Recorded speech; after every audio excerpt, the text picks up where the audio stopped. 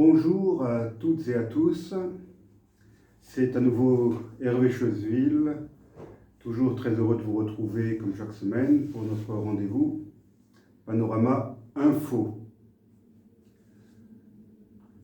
Les nazis ont dirigé l'Allemagne pendant 12 années seulement, ce qui, au regard de l'histoire plurimillénaire de l'Europe, n'est qu'un tout petit épisode.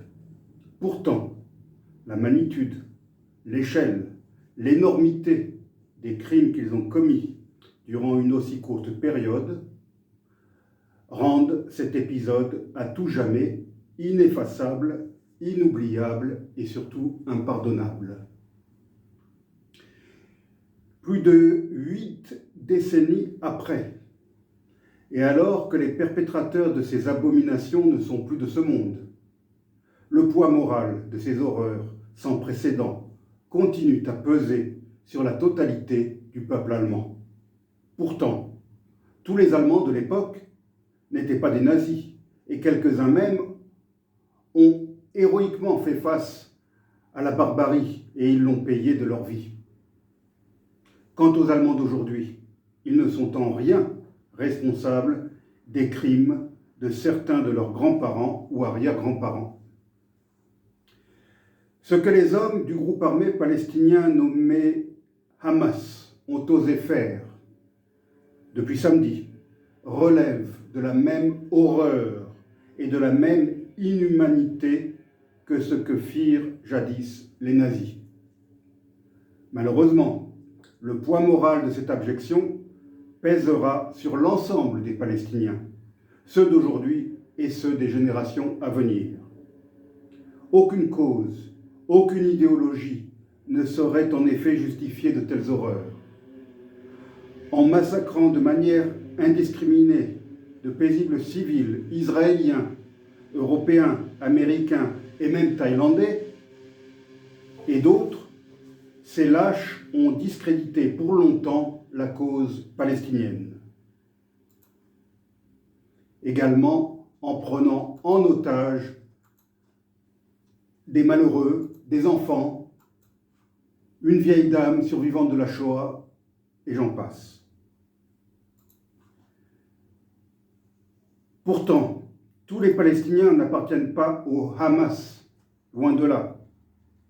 Mais l'ambiguïté des réactions de leurs autres représentants, voire leur absence de réaction, ajoutée aux réjouissances indécentes de la rue arabe, que ce soit à Gaza ou dans les autres territoires, ceux qui sont contrôlés par l'autorité palestinienne, ou bien encore dans d'autres pays arabes, en Iran et même dans certaines grandes villes de France et d'Europe, jusqu'à l'Australie lointaine, font que c'est l'ensemble des Palestiniens qui devra supporter pendant très longtemps l'opprobre et l'indignation que de tels actes ont suscité. En parlant des réactions de la rue arabe, j'ai remarqué que l'autre soir, la tour Eiffel avait été illuminée aux couleurs de l'État d'Israël et je m'en suis réjoui. Mais au même moment, j'ai vu sur une vidéo que la tour de l'horloge qui se trouve en haut de l'avenue Habib Bourguiba à Tunis avait elle aussi été illuminée, mais aux couleurs du drapeau palestinien. Le peuple palestinien a été une victime de l'histoire, c'est un fait. Mais il n'est ni le premier, ni le seul à l'avoir été. En Amérique du Nord, en Amérique centrale et en Amérique du Sud, les Amérindiens ont été dépossédés de leurs terres, asservis, massacrés et relégués sur des bouts de territoire reculés. Il en a été de même de la plupart des autres peuples autochtones ailleurs dans le monde. Les Zoulous ont éradiqué nombre de peuples d'Afrique du Sud-Est afin d'édifier leur puissante nation au XIXe siècle. Des millions d'Africains ont été chassés, asservis et vendus comme esclaves sur les marchés du monde arabe ou ceux du Nouveau Monde. L'Arménie a été à plusieurs reprises rayé de la carte et son peuple massacré. Et ce processus d'élimination se poursuit encore de nos jours, comme la récente actualité l'a malheureusement montré. Sans remonter aux Khazars ou aux Amérindiens des Caraïbes qui ont totalement disparu, je pourrais multiplier les exemples historiques, proches et lointains. Pourtant, le peuple palestinien est le seul pour lequel une agence de l'ONU a été spécialement créée, et ce, dès 1949. Elle s'appelle, dans son sigle anglophone, l'UNRWA, ce qui signifie en français « Office de secours et de travaux des Nations Unies pour les réfugiés de Palestine dans le Proche-Orient ». Tous les autres réfugiés du monde sont gérés par une autre agence des Nations Unies, le Haut Commissariat pour les réfugiés. Les réfugiés palestiniens sont aussi les seuls à se transmettre la qualité de réfugiés de génération en génération et à continuer à recevoir une assistance onusienne 75 ans plus tard. L'UNRWA est le plus gros employeur dans les territoires palestiniens, en particulier à Gaza. Au Liban aussi, les descendants de réfugiés palestiniens continuent à bénéficier de l'aide de l'UNRWA. L'éducation et services de santé gratuits et emploi assurés pour des milliers de Palestiniens dans les écoles, les dispensaires ou les hôpitaux de l'UNRWA, le tout payé par la communauté internationale et pour plus de 50% par l'Union européenne. Les réfugiés du Darfour dans les confins désertiques du Tchad, les déplacés congolais qui vivent sous des bâches et sont sans cesse jetés sur les routes de l'Exode, les réfugiés birmans ou afghans que le monde entier semble avoir oubliés, tous rêveraient de pouvoir accéder à des services et à une assistance telle que ceux dont bénéficient les Palestiniens depuis 1949. Hélas, les programmes de l'UNRWA sont souvent mal gérés, voire détournés, et ils ont généré une grande corruption au sein de la classe moyenne et de l'élite palestinienne. Pire, à Gaza, il est notoire que le Hamas se sert des écoles et des hôpitaux de l'UNRWA et d'autres agences humanitaires pour y dissimuler son armement et y lancer ses roquettes vers Israël. Les responsables du Hamas s'y cachent aussi dans ces établissements humanitaires. Et c'est de là qu'ils coordonnent leurs actions terroristes. C'est d'ailleurs cela qui fait la différence essentielle entre l'armée israélienne et les éléments armés du Hamas. La mission essentielle de Tsahal est de protéger la population d'Israël, juive et non juive.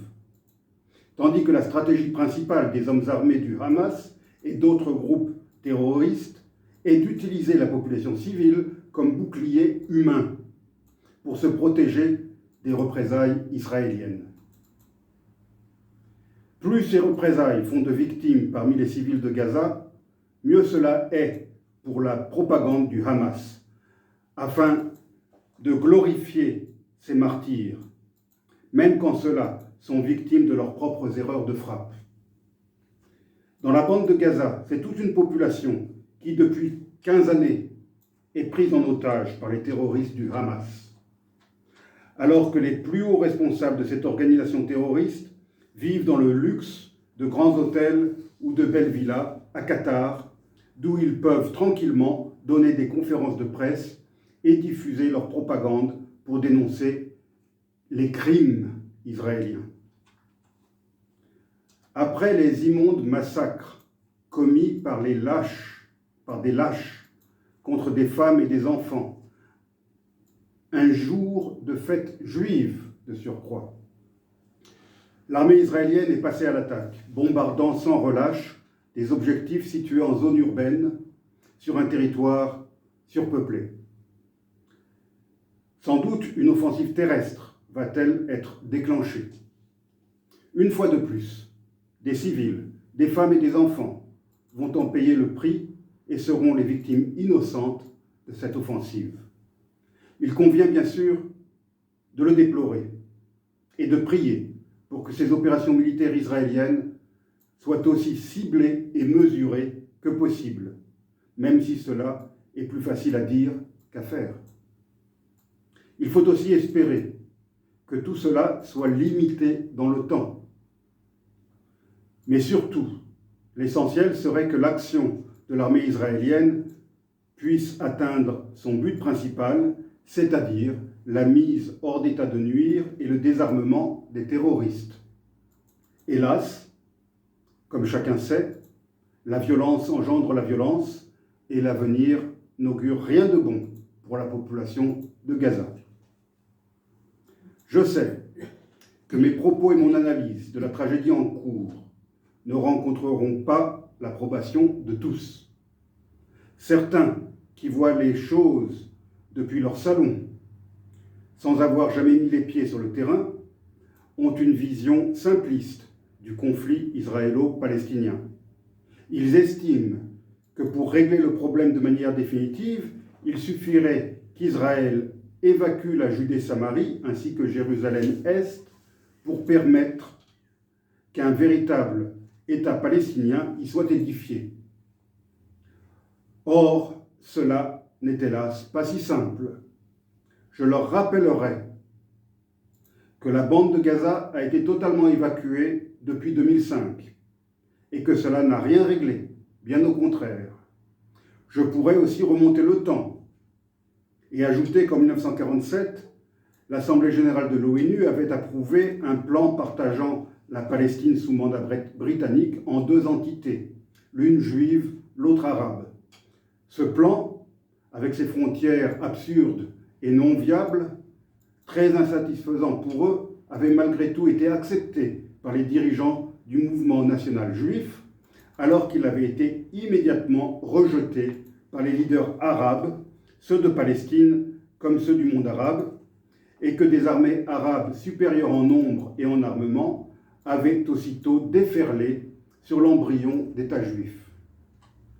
Leur victoire tant espérée par la rue arabe s'était transformée en une déroute humiliante, ce qui permit au nouvel État d'Israël d'élargir le territoire qui lui avait été initialement attribué par l'ONU. Je rappellerai aussi qu'entre 1948 et 1967, ni Gaza, ni la Cisjordanie et Jérusalem-Est n'étaient contrôlées par Israël.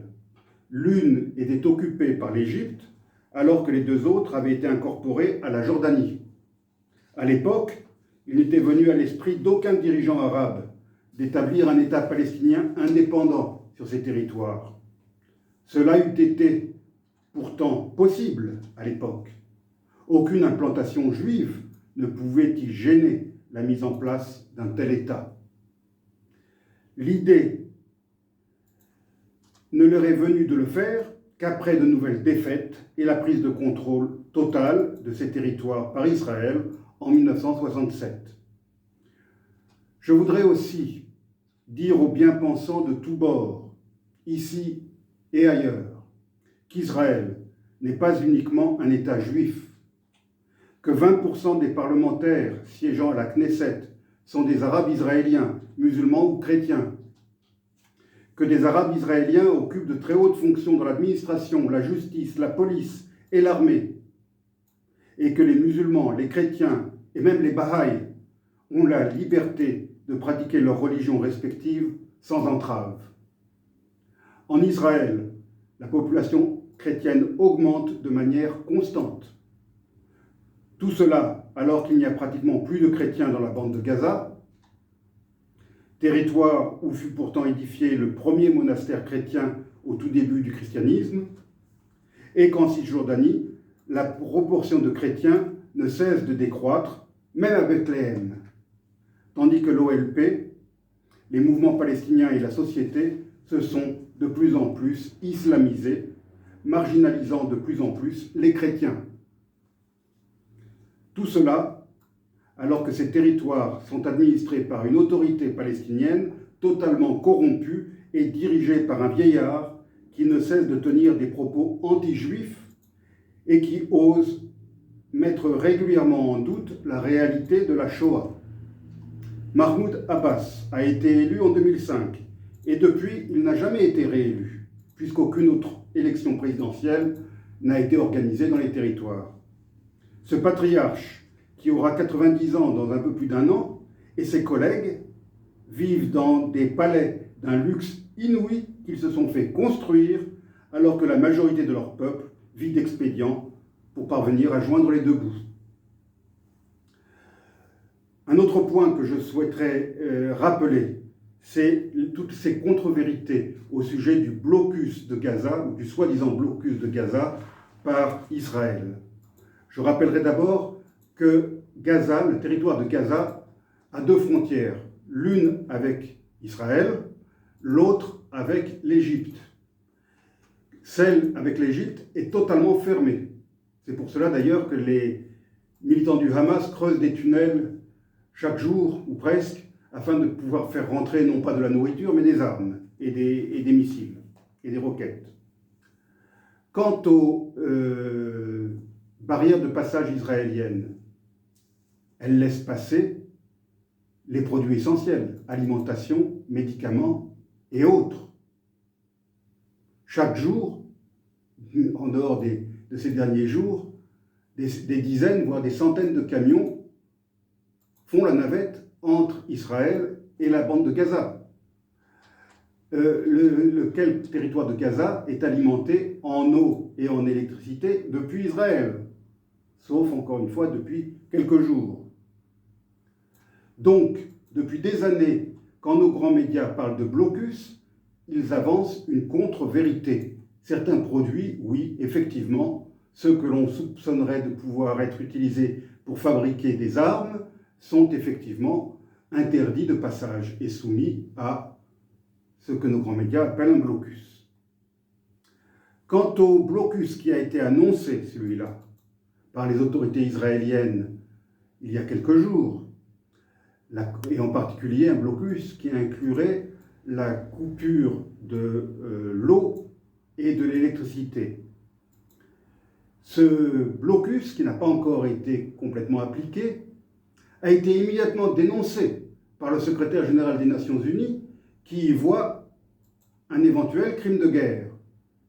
Je rappellerai que de décembre 2022 jusqu'à septembre 2023, la population arménienne de l'Artsakh a été soumise à un véritable blocus, celui-là, par l'Azerbaïdjan, et que le secrétaire général des Nations Unies n'a pas eu un mot pour le dénoncer.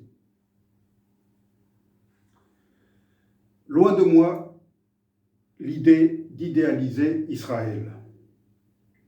Mais cet État n'est pas l'État d'apartheid que certains dénoncent.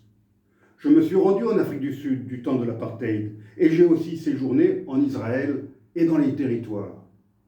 Assimiler Israël à un État d'apartheid est infondé. C'est aussi moralement abject. Mais ceux qui dénoncent en permanence Israël ne sont pas à une approximation, à une abjection près, puisqu'ils ont aussi osé assimiler l'État hébreu à un État nazi, assimilant ainsi les victimes et les survivants de la Shoah à leurs bourreaux. En ce qui concerne Israël, je tente de demeurer aussi objectif que possible. Je suis bien conscient des imperfections et des inégalités qui existent, et de l'extrémisme de micro-partis religieux fondamentalistes juifs. Cela m'effraie. Je regrette le poids que ces micro-partis font peser sur la vie politique israélienne du fait d'un système électoral basé sur la proportionnelle intégrale. Je n'ai jamais soutenu l'actuel gouvernement, qui inclut des ministres issus de cette mouvance. Leur présence au gouvernement d'Israël complique un peu plus une situation déjà tellement compliquée. La non-reconnaissance du génocide arménien par Israël et son soutien militaire à l'Azerbaïdjan dans sa guerre contre l'Artsakh et l'Arménie m'écœurent. Et je n'ai pas hésité à le dire ouvertement lors des missions précédentes. Je demeure cependant admiratif de l'État d'Israël, de l'épopée incroyable de cet État phénix, de ses succès économiques et scientifiques, de cette démocratie véritable, la seule du Proche-Orient. Pour tout cela, je n'ai pas peur d'exprimer ma solidarité envers le peuple d'Israël, victime depuis le 7 octobre de crimes odieux, lâches, inhumains et barbares. Tout ce que je viens d'exprimer dans cette émission, je l'ai déjà exprimé avec beaucoup plus de détails et de références historiques dans mon petit livre intitulé « Prêche dans le désert », paru en 2017. Ce livre est hélas toujours d'actualité et je n'en retirerai pas un mot, pas une virgule. J'invite donc tous ceux de mes auditeurs qui, lassés des versions réductrices et simplistes de nos grands médias, souhaiteraient en savoir plus, à le lire, ce petit livre. Je vous laisse pour aujourd'hui, chers auditeurs, avec le Hatikva, ce magnifique et ô combien émouvant hymne israélien dont le titre hébreu signifie l'espoir. D'espoir, tant les Israéliens que les Gazaouis en auront besoin aujourd'hui et dans les semaines à venir.